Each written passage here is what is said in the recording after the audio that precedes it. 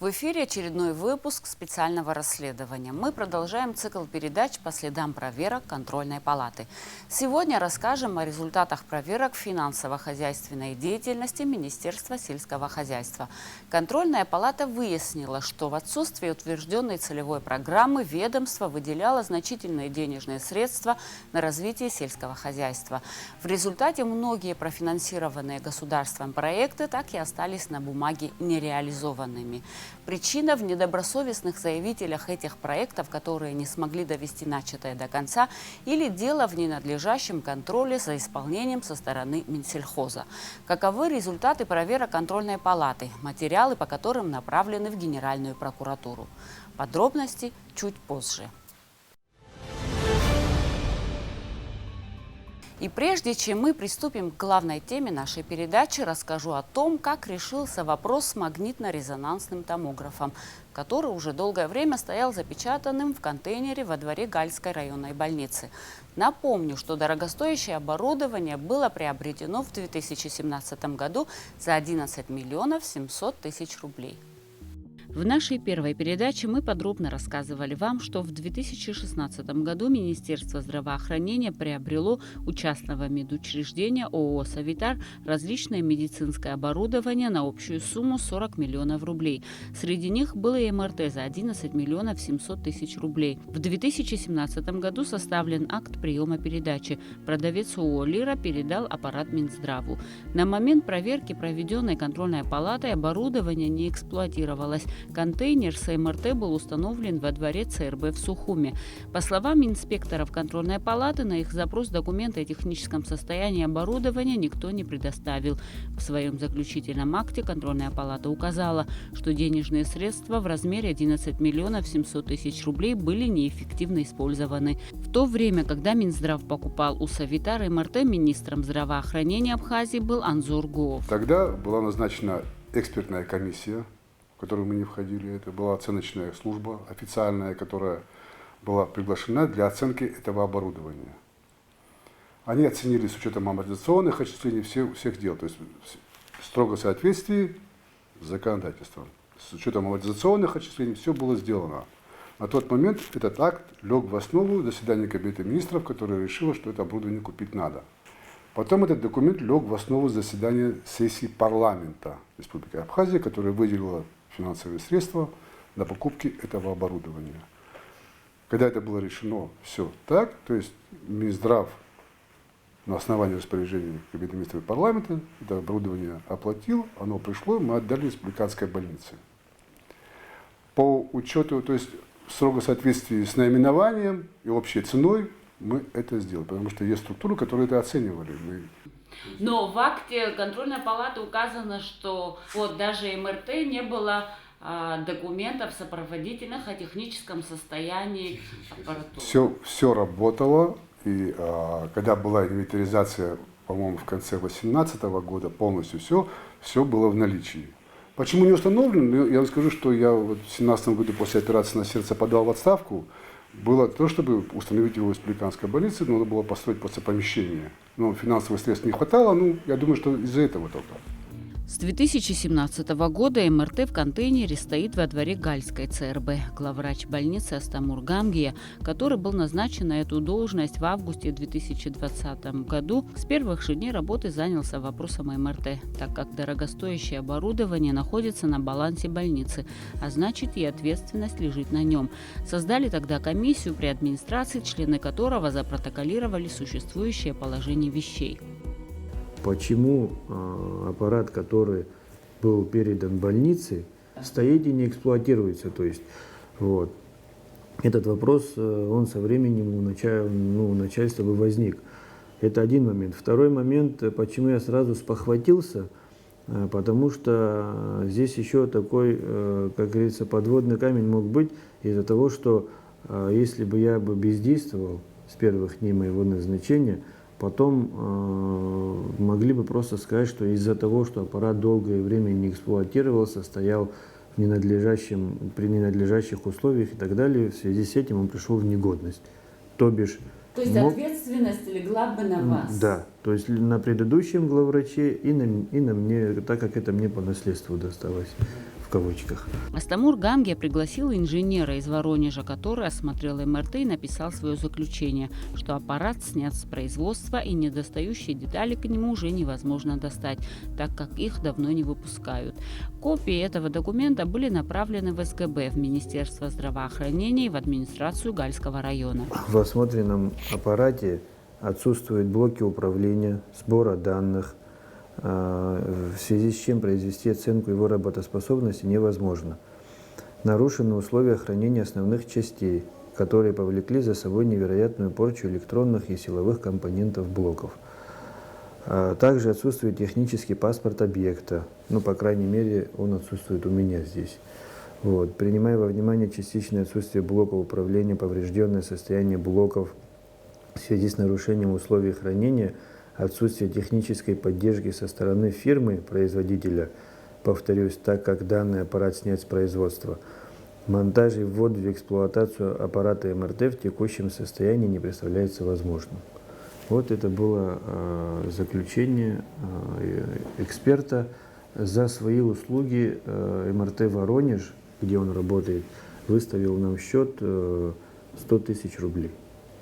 Мы это оплатили за счет средств больницы, пригласили его, и он нам произвел такую оценку. Если потребуется независимая какая-то экспертиза дополнительно, мы абсолютно не против, пусть проводят. Что делать с магнитно-резонансным томографом, должно решить Министерство здравоохранения совместно с компетентными органами, так как просто так его утилизировать невозможно. Для этого нужно специальное оборудование и помещение. Почему аппарат не ввели в эксплуатацию сразу после передачи Гальской больницы? Потому что под него нужно было специальное помещение, а его здесь не было. И те, кто принимал решение о доставке в Гал, наверняка об этом знали. Помещение начали строить, но процесс затянулся. А все это время дорогостоящий чувствительный аппарат стоял под открытым небом. Кстати, технического паспорта этого МРТ нет у главврача. Скорее всего, передали оборудование больницы без него. Мы обратились в Министерство здравоохранения, но там тоже техпаспорта не оказалось. Здесь нам предоставили только акт купли-продажи самого аппарата. Как так получилось, что аппарат, который прошел несколько инстанций, изначально была приглашена зарубежная экспертная комиссия, оценившая бывшее в употреблении МРТ на сумму 11 миллионов 700 тысяч рублей. Затем состоялось заседание Кабинета министров, где приняли постановление о покупке у Совитара это оборудование. Парламент на заседании одобрил выделение денег на его приобретение. И в конце магнитно-резонансный томограф остался стоять под открытым небом в контейнере. Спрашивается, для чего была проделана вся эта работа? Кому и какую пользу принес томограф? Государство, заплатившее за него 11 миллионов в убытки. И самый главный вопрос, кто будет отвечать за все это деяние? Прокуратура на тот момент никак не среагировала, хотя материалы проверок туда направил тогда еще депутат Аслан Бжаня. Прошло уже около 5 лет, и сегодня уже точно можно сказать, что бюджетные деньги использованы неэффективно.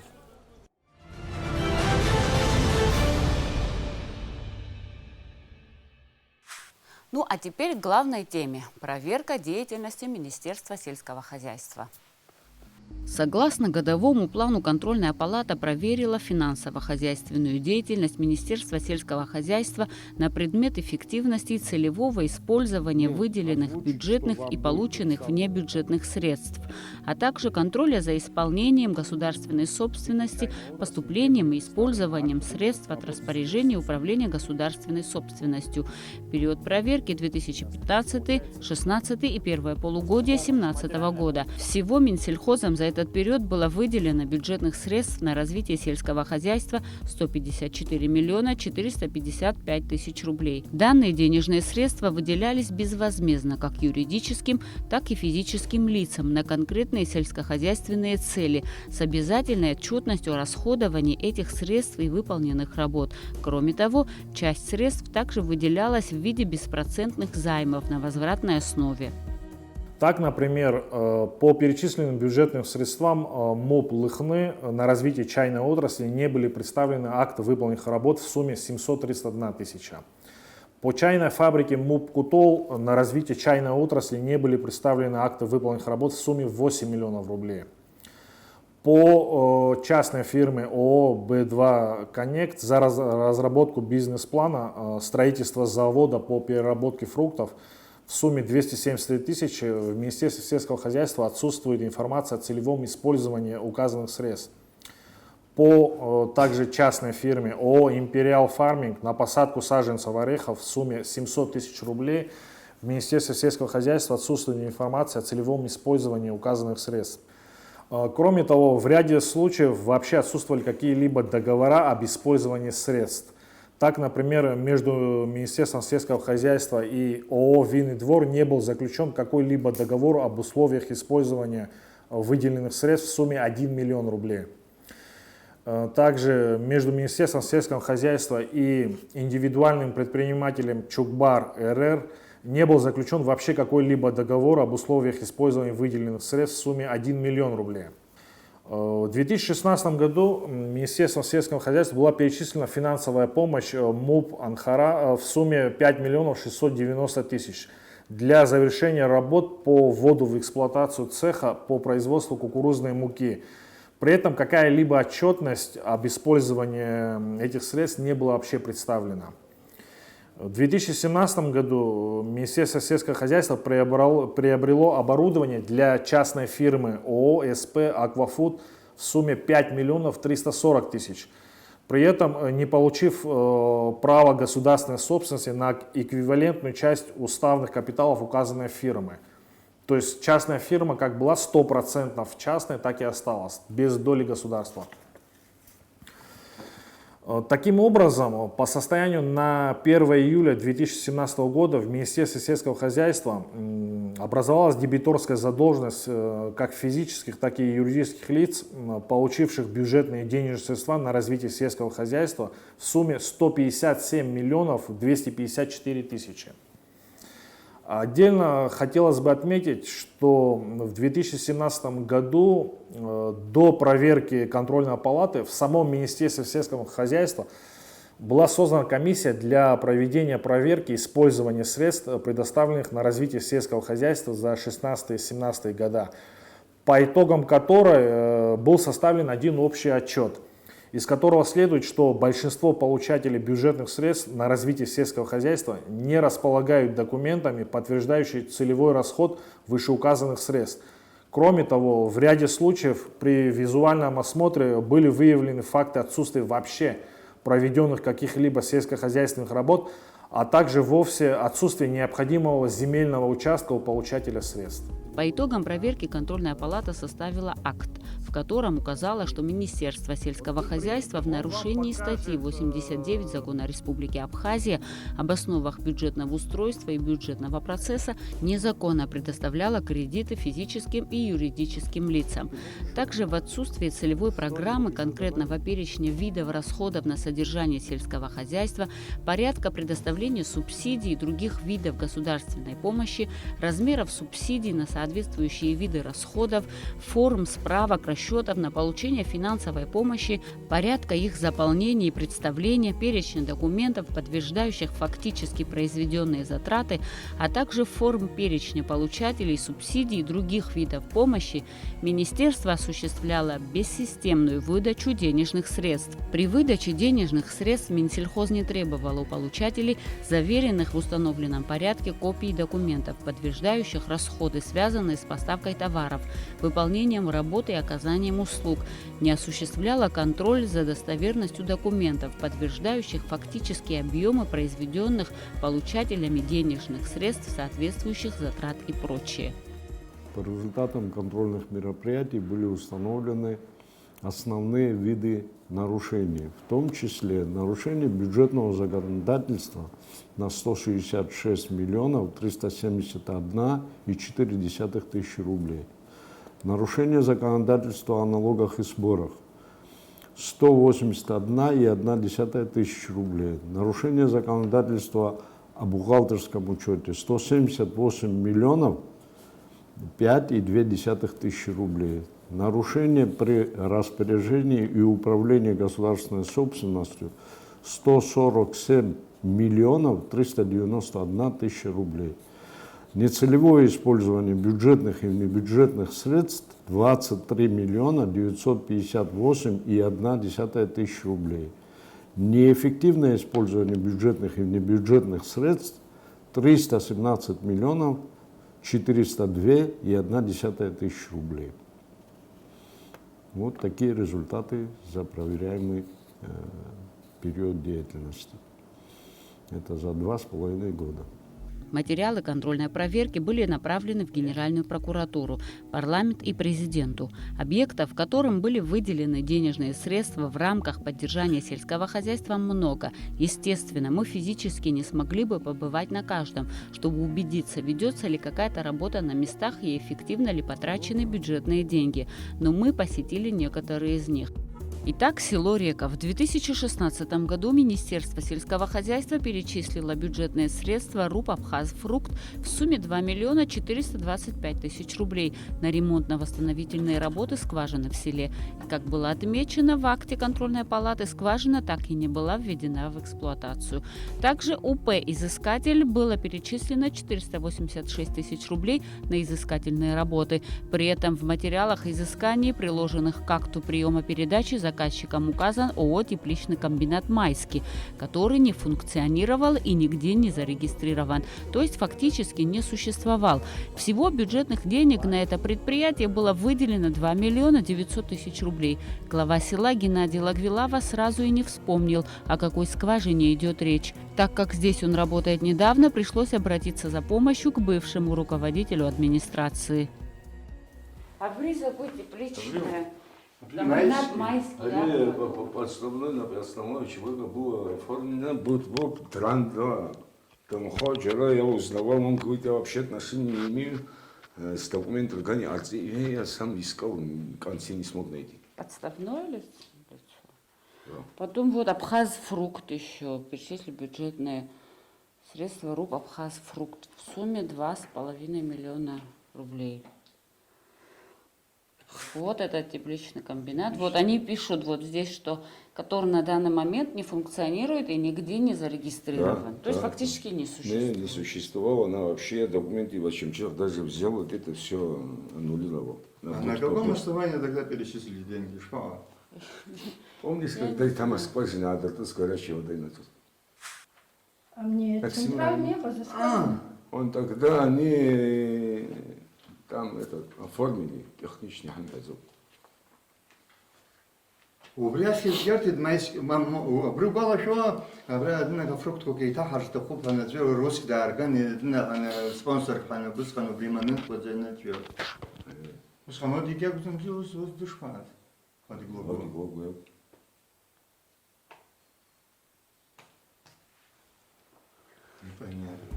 Таким образом, выяснилось, что вот в этом месте и находится скважина. До Отечественной войны здесь находился тепличный комплекс и был горячий источник. По всей видимости, кто-то планировал вернуть к жизни былое хозяйство, но не учел все минусы проекта. О причинах произошедшего нам остается догадываться. На месте скважины все поросло бурьяном, и каких-либо следов проводимой работы обнаружить не удается. Я азерара. Абрат зершутсон. А зершутсон абрам тазай бешраштах абрат зершута тепличный кабинет набра абриш бара хуябных кедам зерабризи территория дуб. Абрат зершала абриха шея отгла за контрол амалва абриза вускасан нас абрат зодзи добра. Изи добрет шамяк апшай. Обрина хаса абрат скважина апшавет рхан абра хаусрван زعم تو زعم شو سروز یک ارزش دست دارم کردی. شروع خاطر یک بلوی سریعت سنبزد. وسوز زوجها هیچ کنشوی نسوز خنیره رایون خداس وس خنیره رادیونی پیاکون رسیا از خلیبس. По словам главы села, по данному объекту в администрации никакой документации нет. Получается, как и отметила в своем акте контрольная палата, 3 миллиона потрачены неэффективно. Далее мы посетили село Адзюбжа. В 2016 году ООО «Лето» были выделены бюджетные средства в сумме 5 миллионов рублей с возвратом до конца года, но деньги не были возвращены. А в 2017 году в фирме ООО «Рассвет-К», преемник «Лето», было выделены бюджетные деньги в сумме 3 миллиона 500 тысяч рублей. По словам директора ООО «Рассвет-К» Зураба Кокая, когда ему выделялись Минсельхозом деньги, его заверили, что они безвозмездные. Мы с Министерством сельского хозяйства, я сейчас я сейчас все после этого не помню, потому что я больше был в процессе в работе, чем как мы договаривались. Были разные договоры, и говорил о том, послушайте, мы видим, что делаете, если вы создаваете что-то, а это государство, если надо будет выделять еще больше денег для того, чтобы лишь бы было направление, лишь бы польза была от этого государства. Все. И только так, и они говорили, я так думаю, по-другому я думать не хочу. Когда мы приходили, начинали, у нас появлялись какие-то инвесторы, друзья, которые когда направление выбрали сельского хозяйства, появлялись и для того, чтобы не выглядеть, что мы, кроме заросших земель, ничего у нас нету, мы, естественно, обращались и на развитие. Это было еще даже, наверное, до того, при даже Сергее Васильевиче это было, там организовывались МУПы, и это просто, чтобы эту отрасль развивать, конечно, нужны были какие-то деньги, инвестиции, которые, чтобы сторона абхазская тоже не выглядела тем, что у нас вообще ничего нет. Потом много чего, допустим, не знали, как это делать, как это выращивать, начинали, много было провальных дел. Но в любом случае, поэтапно, все эти деньги были вложены в эту землю. Потом появились очень много и в землю, и в строительство, в инфраструктуру. Если все деньги осваивались, они как бы даже было так, вы лишь бы осваиваете, а там никто эти деньги чтобы нам видно было, что идет работа, что все это создается. Нам не трудно проконтролировать, прийти посмотреть, это вы там взяли куда-то с собой, в карман пошли что-то или куда-то потратили, не нужно, или идет работа. На сегодняшний день, находясь вы сами можете оценить, здесь идет работа или... Сельское хозяйство – очень тяжелое направление. Конечно, подспорье, что государство нам выделило, но мы своих денег вкладываем гораздо больше. И как бы тяжело нам не было, процесс не останавливается и собираемся дальше развивать. Самое главное – создали рабочие места, а во времена сбора мы привлекаем еще больше людей, практически до 150 человек, отмечает хозяин. Здесь занимаются выращиванием клубники и бахчевых культур, и видно, что работа ведется. Очень большая катастрофа с клубникой. Я хочу его как-то восстанавливать. Мы делаем какие-то саженцы, насколько это возможно. Новые, чтобы весной иметь ягоду, хотя бы сколько-нибудь. В связи с тем, что здесь земли я не смогу все осваивать, я по-дружески, я не знаю, по-рабочему отдал человеку, который занимается фермерством долгое время в Краснодаре. И он сейчас я буду перенимать этот большой опыт. Это направление там сельдерей на 30-40 гектаров и лук-порей тоже на 20-40 гектаров. Насколько здесь это все уместится, идет высадка рассады, обработка. И мне для того, чтобы этим заниматься, нужно увидеть полный цикл. Не бывает, что научиться там высадке и все этого хватает. И нужно увидеть полный цикл, как она здесь перезимует. И ранней весной, даже еще зимой, нужно будет заняться спором. Но это идет очень тяжело, это просто даже дружественная такая помощь для того, чтобы понять вообще, к чему сюда прийти.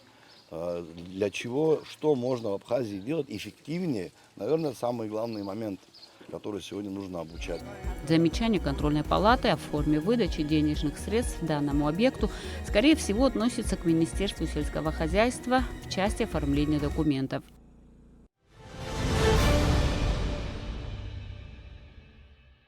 Контрольная палата во второй раз проверила деятельность Министерства сельского хозяйства, провела выборочную проверку финансово-хозяйственной деятельности ее подведомственных организаций. Проверяемый период второе полугодие 2017 по первое полугодие 2019 года. По данным инспекторов контрольной палаты, как в 2017 году, так и при второй проверке было зафиксировано расходование бюджетных средств в рамках развития сельского хозяйства, которое осуществлялось в отсутствии целевой программы и в отсутствии каких-либо других законных оснований. Общая сумма выделенных денежных средств за проверяемый период в рамках данных мероприятий, она составила в части расхода 73,2 миллиона рублей. За второе полугодие 2017 расходование средств составило 27,7 миллиона.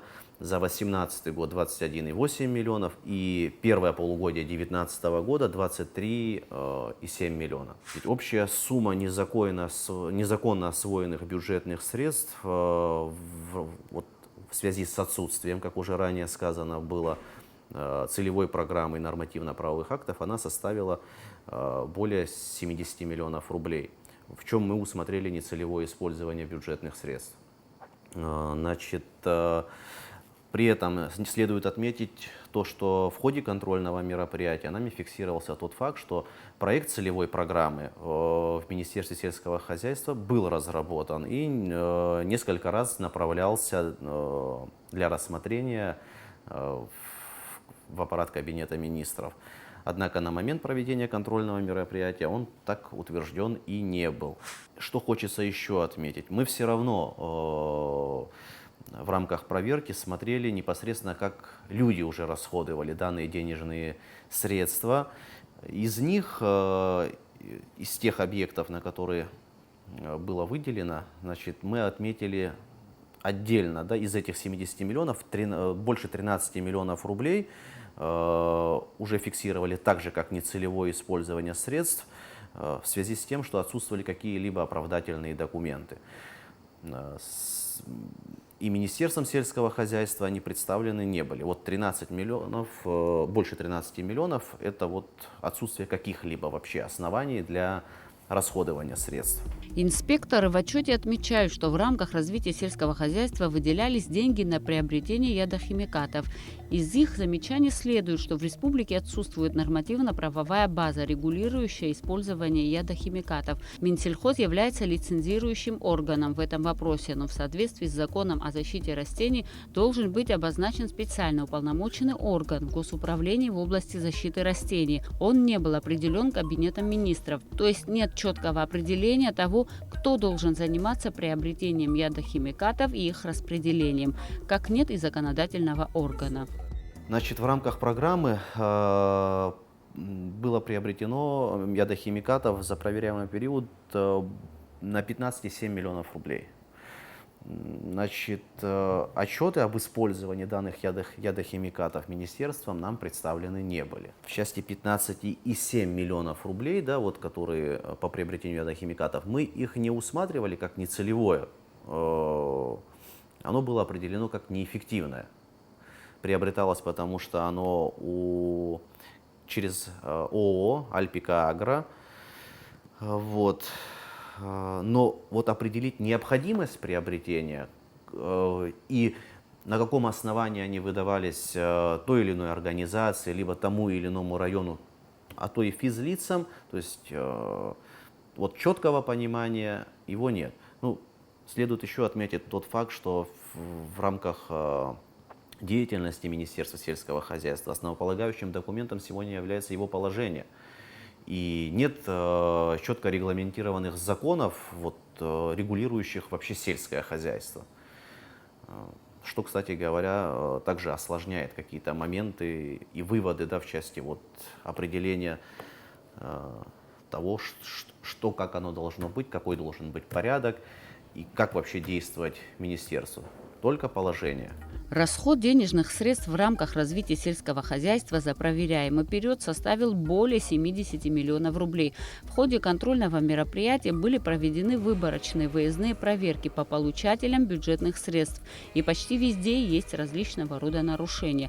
Так, например, ИП Думава являлся получателем 1 миллиона рублей в 2017 году на создание инкубатора по выращиванию цыплят в городе Гал. Выездной проверкой было выявлено, что действительно получатель занимается разведением птиц. При этом на требование предоставить подтверждающие расходы документы он объяснил, что они все были отосланы в Минсельхоз и повторно их предоставить не может. При этом само министерство отчет о расходовании выделенных денег инспекторам не предоставило. Следует отметить, что с ИП Думава договор был заключен на возмездной основе со сроком возврата 31 декабря 2019 года. Инспекторы контрольной палаты составили внушительный список получателей денежных средств, где не соблюдены правовые нормы и где есть явные нарушения. Вот некоторые из них. ИП Адлиба АЗ, житель села Моква, получил 1 миллион рублей в 2017 году на выращивание ореха пекана в селе Моква. Выездной проверкой было выявлено, что территория под посадку ореха заросла высокой травой и мелким мелколесьем. При этом не представилось возможным визуально подтвердить насаждение ореха. Также следует отметить то, что на территории участка выращивается кукуруза на тот момент, как раз этот был период. Также отчет о выделенных бюджетных средствах Министерство сельского хозяйства нам не предоставило. МУП Кутол получил 2 миллиона 500 тысяч на восстановление чайных плантаций в селе. Выездной проверкой и инспекторами была ознакомлена территория, на которой расположены чайные плантации. Визуально выявлено, что чайные насаждения отстриженные, территория расчищена от сорняка и посторонних растений. Отчет о выделенных средствах Министерством сельского хозяйства в этом случае был предоставлен проверке и было сверено, так скажем. ИП Эмексюзян АИ было выделено 500 тысяч рублей в 2017 году на производство овощной продукции в селе Цкыбын. Отчет о расходовании денежных средств, предоставлен Министерством сельского хозяйства, не был. ИП Адлиба АЗ было выделено почти 2 миллиона рублей в 2017 году на организацию тепличного хозяйства. При этом проверкой не предоставилось возможным узнать какую-либо информацию об объекте и не удалось связаться с получателем средств. Также отчет о выделенных средствах Министерством сельского хозяйства предоставлен не был. ИП Тарба МЗ было выделено более 700 тысяч рублей в 2018 году на организацию пчеловодства в селе Акапа. При этом отчет о расходовании выделенных бюджетных средств Министерством сельского хозяйства предоставлен не был. ИП Джерсалия ТА было выделено 3,5 миллиона рублей в 2017 году на организацию животноводческой фермы в селе Лыхны. В ходе выездной проверки визуального осмотра территории под ферму было выявлено, что на ней расположено капитальное блочное строение. Также, по словам Джерсалия, он предоставил приобретенный скот в Российской Федерации и чеки предоставил в Министерство сельского хозяйства на сумму 1 миллион 300 тысяч рублей. При этом отчет о расходовании выделенных бюджетных средств Министерства сельского хозяйства не представил проверки на сумму более 2 миллионов рублей, которая в бухгалтерии Министерства сельского хозяйства числила как задолженность. Из общей суммы, выделенной ИП Джерсалия, 2,5 миллиона рублей были выданы по договору возмездного финансирования со сроком возврата 31 декабря 2017 года. Однако на момент проверки следует отметить то, что животноводческая ферма не была организована и скот не был физически на месте на ферме у ИП Джерсалия.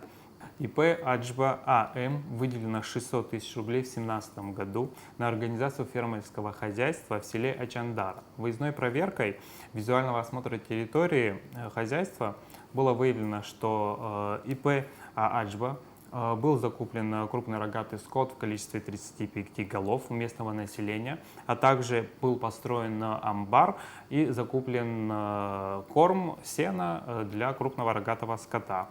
При этом подтверждающие расход документы Министерством сельского хозяйства предоставлены проверке не были. Также хочется отметить то, что договор о предоставлении сумм был заключен на возвратной основе со сроком 31 декабря 2019 года. ИП ЧКОК РМ было выделено 1 миллион рублей для посадки ореха фундука.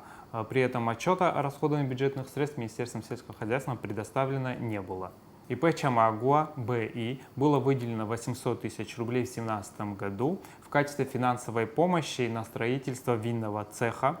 При этом отчет о расходовании выделенных средств Министерством сельского хозяйства предоставлен не был. Так, по состоянию на 01.07.2019 года дебиторская задолженность перед Министерством сельского хозяйства физических и юридических лиц, получивших бюджетные средства на развитие сельского хозяйства, составила 110 миллионов 275 тысяч рублей. Также следует отметить, что в ряде случаев организации получателей бюджетных средств ранее отчитались за полученные средства, но при этом все равно числятся в дебиторках данных от Министерства сельского хозяйства. По окончании первой проверки в Минфин было направлено уведомление о применении бюджетных мерах принуждения, и на какой-то период финансирование было приостановлено. Как установила вторая проверка, финансирование продолжилось. Инспекторы в ходе контрольного мероприятия составили акт по фактам выявленных нарушений, требующих незамедлительных мер по их устранению и безотлагательного пресечения противоправных действий, на основании которого Минфину второй раз было направлено уведомление о применении бюджетных мер принуждения, и через месяц было принято решение приостановить финансирование Министерства сельского хозяйства. Во время второй проверки Министерства сельского хозяйства был затронут период второе полугодие 2017 года, 2018 и первое полугодие 2019 года. На момент проведения контрольного мероприятия Минсельхоз был наделен полномочиями учредителей в 20 организациях. Это РУПы, республиканские унитарные предприятия, и выборочная проверка финансово-хозяйственной деятельности подведомственных организаций выявила нарушения в части нарушения бюджетного законодательства 264 миллиона, нарушение законодательства о бухгалтерском учете 250 миллионов, нарушение при распоряжении и управлении государственной собственностью 8 миллионов, иные нарушения 4 миллиона, нецелевое использование бюджетных средств 86 миллионов, неэффективное использование бюджетных и небюджетных средств 15 миллионов 760 тысяч рублей. Эти нарушения были вызваны действием и бездействием в данном случае Министерства сельского хозяйства, противоречием закону Республики Абхазия об основах бюджетного устройства бюджетного процесса и положению Министерства сельского хозяйства, в частности, нарушение условий договора о предоставлении бюджетных средств, нарушение условий государственных контрактов, несоблюдение целей, порядка и условий предоставления государственных кредитов. Иначе говоря, бессистемная выдача денежных средств в отсутствии целевой программы. И Министерство финансов санкционировало данные расходы. Коллегией было принято решение направить представление о применении бюджетных мер принуждения Министерства финансов, а также направить материалы в Генеральную прокуратуру в рамках нецелевого использования бюджетных средств.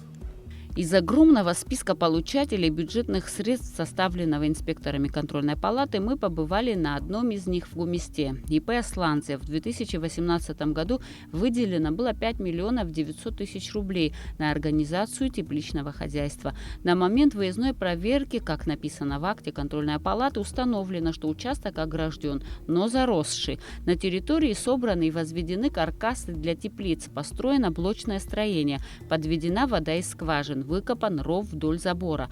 Отчет о расходовании представлен на сумму 3 миллиона рублей. С тех пор картина, как вы видите, не изменилась.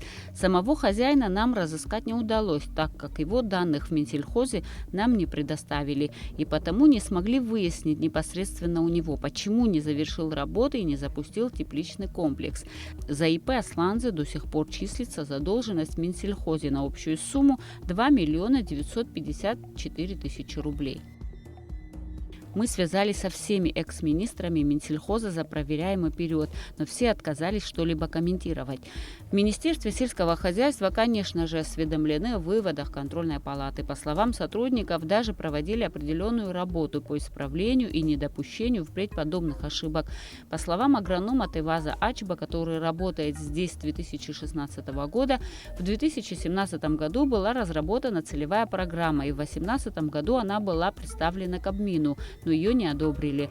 Но с этого года Министерство сельского хозяйства начало работать по целевой программе, где четко прописаны критерии, кому, за что и в каком объеме можно оказать финансовую поддержку. Теваз Ачба отметил, что он состоял в комиссии по выдаче денежных средств, которая выезжала на места и фиксировала в актах состояние объектов на местах. В виде примера вам привести. Вот ИП Асланзе, тут выводы контрольной палаты. Почти 6 миллионов им было выделено на тепличное хозяйство в Гуместе.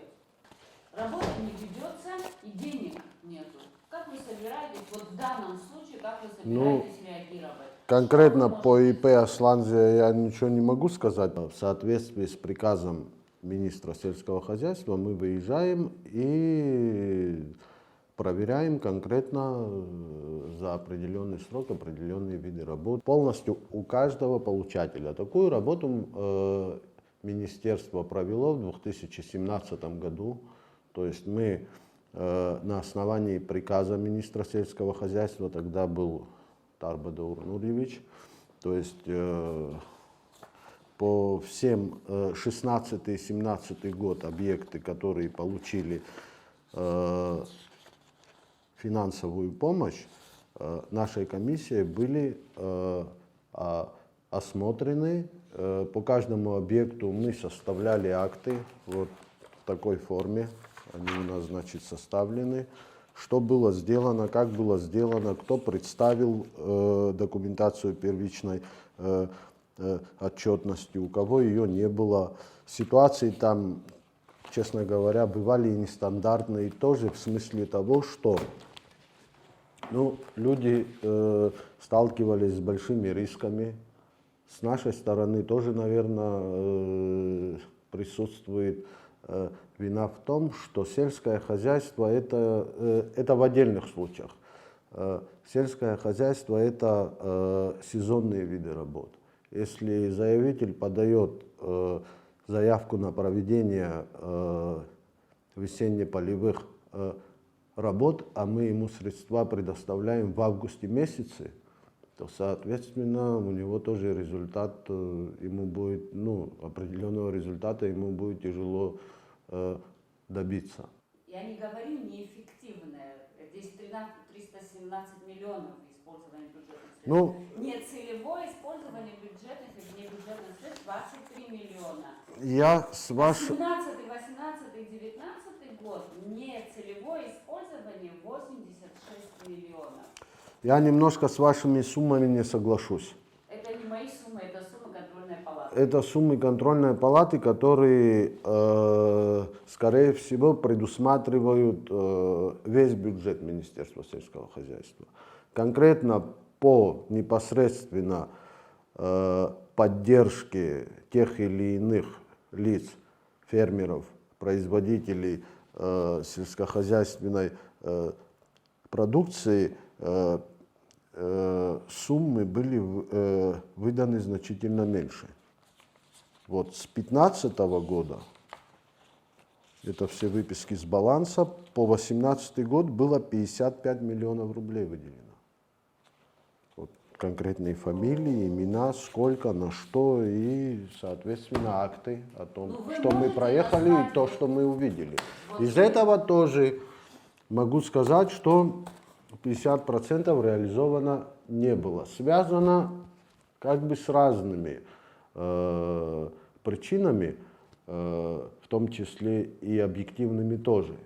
И по итогам нашей проверки тогда комиссия, значит, подготовила отчет, в котором были даны предписания именно того характера, чтобы выйти из этой ситуации, чтобы, значит, непосредственно круг лиц-получателей именно были те люди, которые готовы осваивать средства. Ведь многие просто как бы имеют желание, горят, это тоже хорошо, как бы тоже, да, но по существу не все понимают, с чем они потом столкнутся.